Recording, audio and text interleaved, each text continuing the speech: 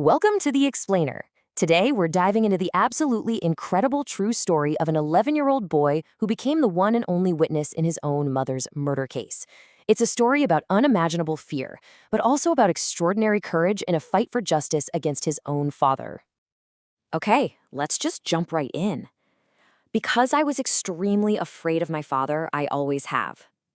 These are the words of a 12-year-old boy on the witness stand explaining to a jury why he didn't dare move after hearing a terrifying sound in the dead of night. I mean, that one sentence, it tells you everything you need to know about the terror that was simmering inside his home for years. All right, so let's set the scene. We're in Mansfield, Ohio. It's a pretty typical Midwestern industrial town. And it's here, inside a home that looks successful from the outside, that a really dark secret was about to be violently exposed. And this is where things get really wild.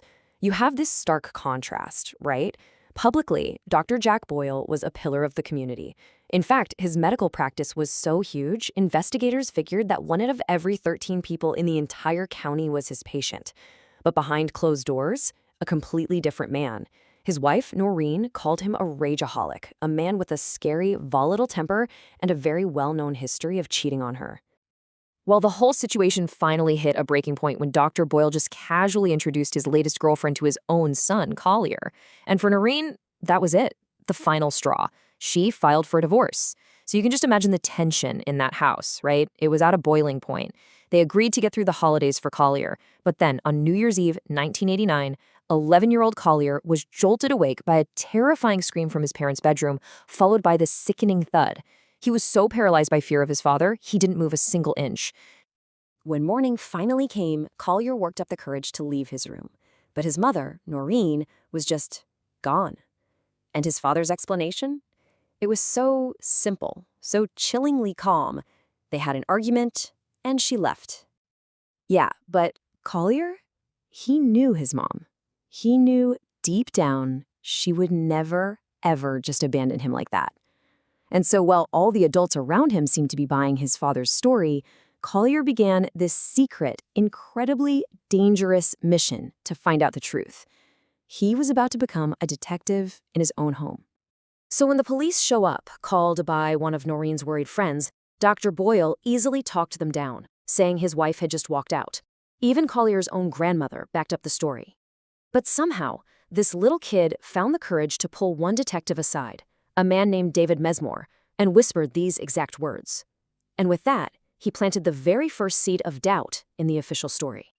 And this, right here, is the moment everything changed. While the rest of his department was pretty much ready to close the book, Detective Mesmore saw something in Collier's conviction. He knew that a child's unwavering belief, especially when all the adults are saying something different, well, that wasn't just grief. It was a clue. So what happened next is just unbelievable. This secret, super high-stakes partnership starts to form. Seeing Collier's grandmother coming, Mesmore quickly slipped the boy his card and told him to call. From that day forward, Collier would go to his principal's office every single day, use the phone, and become Detective Mesmore's eyes and ears inside the house. And little by little, Collier starts feeding Mesmore these critical pieces of information. Things nobody else could possibly know. He noticed his father's arms and shoulders were so sore he was rubbing liniment all over them. He pointed out that his mom's favorite purse was still in the house. No way she'd leave without it. But the biggest break came when his dad left him in the truck at a gas station. Collier snooped through the glove compartment and found photos of his dad and his mistress at a new house in Erie, Pennsylvania. Okay, so this new info just kicks the investigation into high gear. Mesmore starts calling real estate agents, hardware stores, and that tipped off Dr. Boyle. Realizing someone was talking to the police, he suddenly told Collier they were leaving for Florida the next day. Collier, totally panicked, made one last call to Mesmore. The detective knew his only witness was in terrible danger. The clock was ticking. Time was completely up. On January 24th, CPS and the police raided the house and got Collier to safety. All right, so Collier is finally safe, and now the investigation can go full throttle. Those clues he provided, they led police straight to that new house, to a absolutely shocking discovery, and eventually to a courtroom showdown that had the entire town completely gripped.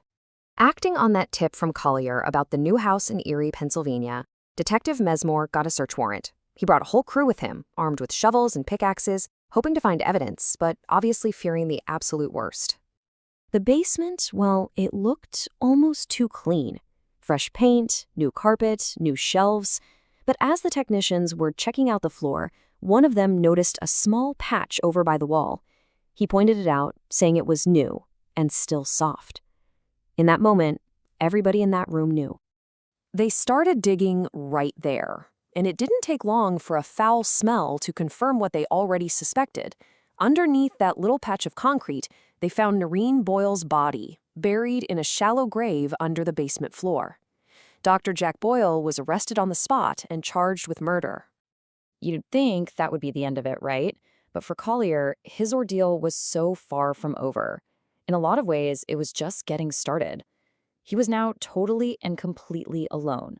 His entire extended family on both sides turned against him. They sided with his father, saying Collier was too young to be trusted. And one uncle even claimed she had talked to Noreen after she was murdered. Detective Messmore was the only person Collier had left in the entire world.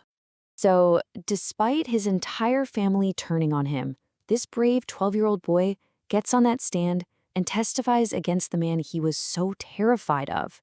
He told the jury everything, and after a month-long trial that was more dramatic than any TV show, the jury came back with its verdict: guilty of murder. But a guilty verdict, well, that wasn't the end of the story. Not by a long shot. For Collier Landry, it was really just the beginning of a whole new journey. A journey to figure out how to live with his trauma and redefine his own life. For the next 2.5 decades, from inside a prison cell, Jack Boyle just never stopped. He flooded Collier with letters, always trying to manipulate him to get him to recant his testimony. He filed appeals, he found tiny inconsistencies in reports to try and force retrials, and he never, ever gave up his claim of being innocent. It was just this relentless campaign of psychological abuse. So fast forward years later, Collier is now a successful filmmaker, and he decides he has to confront his past, head on. He actually arranges to visit his father in prison as part of a documentary he was making. He went in there hoping to get the one thing that had haunted him his whole life, an answer to the simple question, why? But he never got that answer. And in that moment of just profound disappointment, inside that prison, he had this huge realization. He had been asking the wrong question all along. See, asking why just keeps you chained to the past, but asking what now, well, that opens up the future.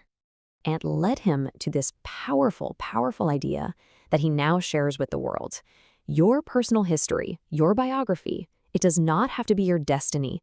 You have the power to step outside of it, to look at it, and most importantly, you have the power to write the next chapter all by yourself. And today, that is exactly what Collier Landry has done. He has taken this unimaginable trauma and transformed it into a platform for advocacy.